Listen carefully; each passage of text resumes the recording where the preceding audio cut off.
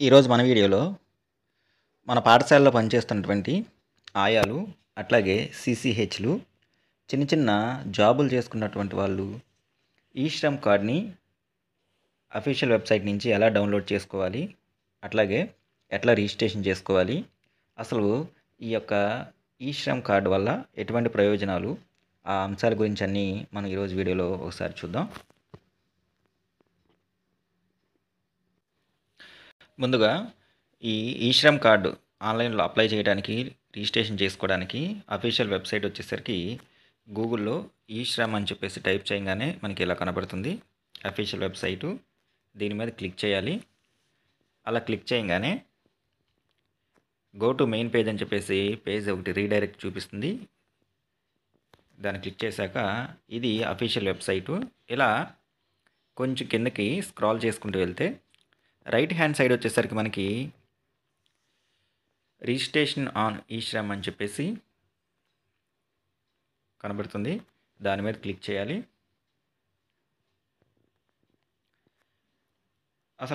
ముఖ్యంగా ముందు అసలు ఈ శ్రమ్ కార్డ్ అనేది దేని పర్పస్ కోసం అంటే 16 నుంచి 59 సంవత్సరాల లోపు ఉన్నటువంటి చిన్న చిన్న పనులు చేసుకున్నటువంటి ఎంప్లాయీసు, అట్లాగే స్కూల్లో ఆయాలుగాను, సీసీహెచ్‌లుగా పనిచేస్తున్న వాళ్ళు ఈ శ్రమ్ కార్డ్‌కి అప్లై చేసుకోవచ్చు.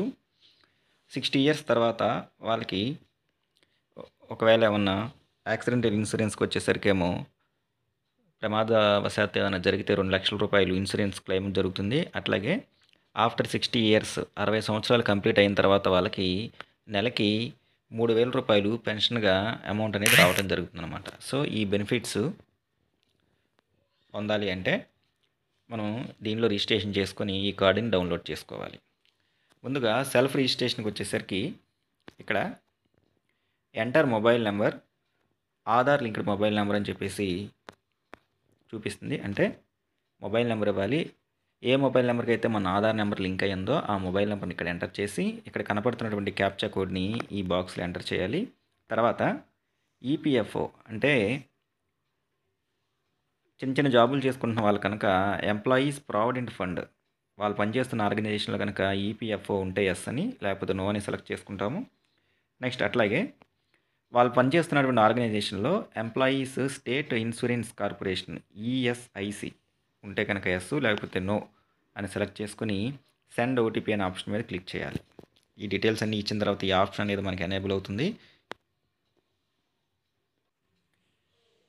సో, డీటెయిల్స్ అని ఇచ్చాము. డీటెయిల్స్ అని ఇచ్చిన తర్వాత ఓటీపీ అనేది రిజిస్టర్ మొబైల్ నెంబర్కి ఓటీపీ అనేది సెండ్ చేయడం జరుగుతుంది. ఇలా వచ్చినటువంటి ఓటీపీని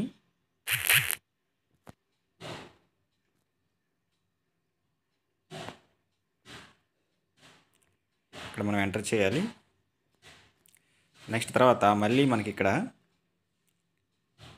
ఇంకొక క్యాప్చా కోడ్ కనబడుతుంది.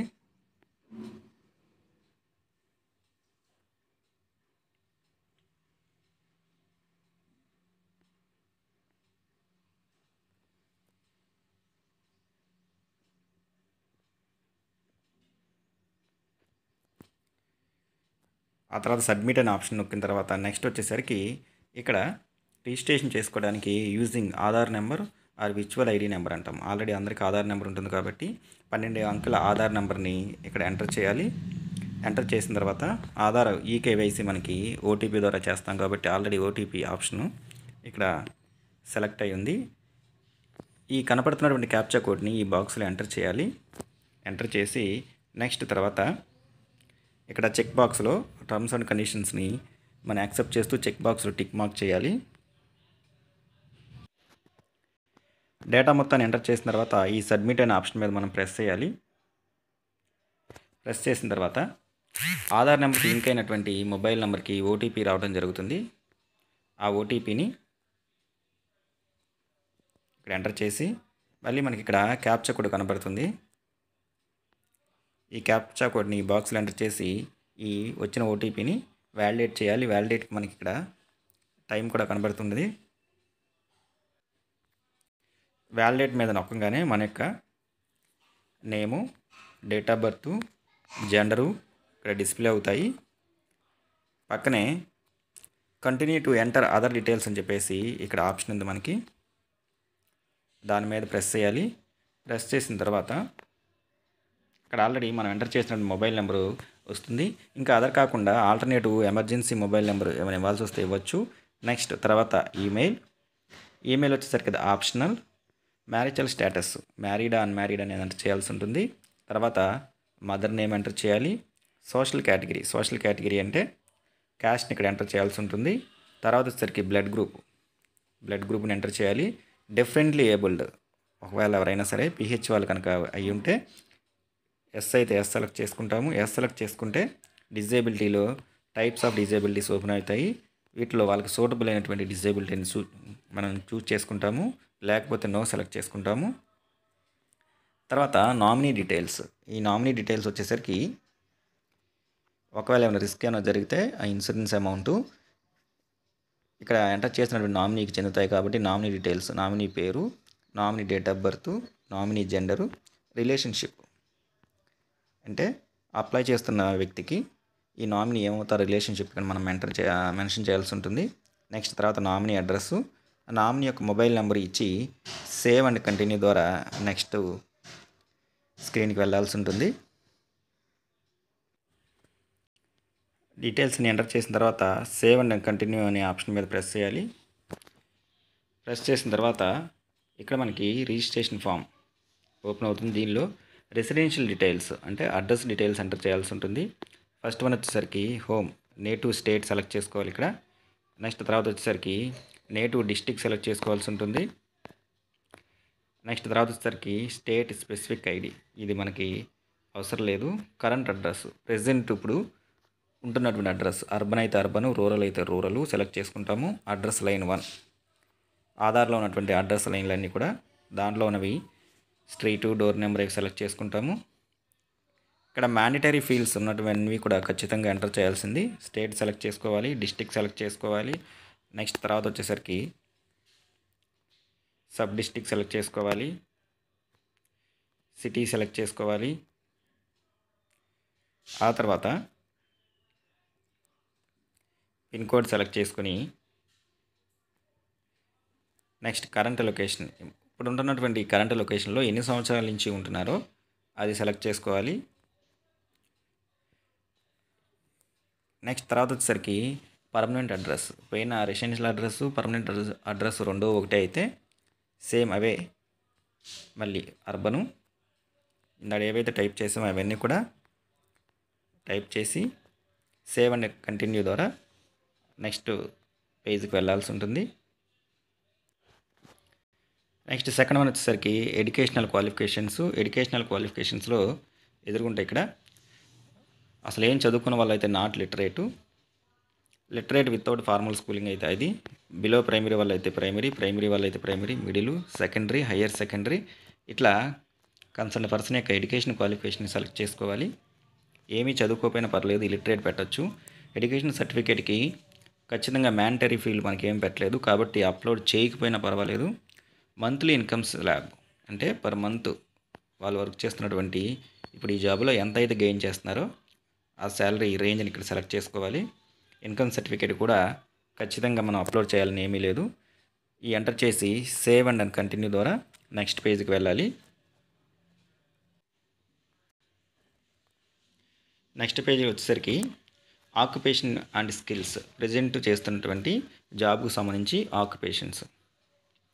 ఇక్కడ మనకి కొన్ని ఉబరు, ఓలా, జొమాటో ఇట్లాంటి వాటిలో కనుక పనిచేస్తున్న వాళ్ళు ఎవరైనా అయితే ఎస్ సెలెక్ట్ చేసుకోవాలి, లేకపోతే నో, ఆల్రెడీ డిఫాల్ట్గా సెలెక్ట్ అయ్యి ఉంది. ప్రైమరీ ఆక్యుపేషన్, ఇప్పుడు వాళ్ళు చేస్తున్నటువంటి ఆక్యుపేషన్కి సంబంధించి ప్రైమరీ ఆక్యుపేషన్ సెలెక్ట్ చేసుకోవాలి. సెలెక్ట్ చేసుకోవడం కోసము మనకి ఆ కోడ్స్ ఉన్నటువంటి లిస్ట్ కూడా ఇక్కడ ఇచ్చారు. దీని మీద క్లిక్ చేస్తే ఆ లిస్ట్ ఓపెన్ అవుతుంది.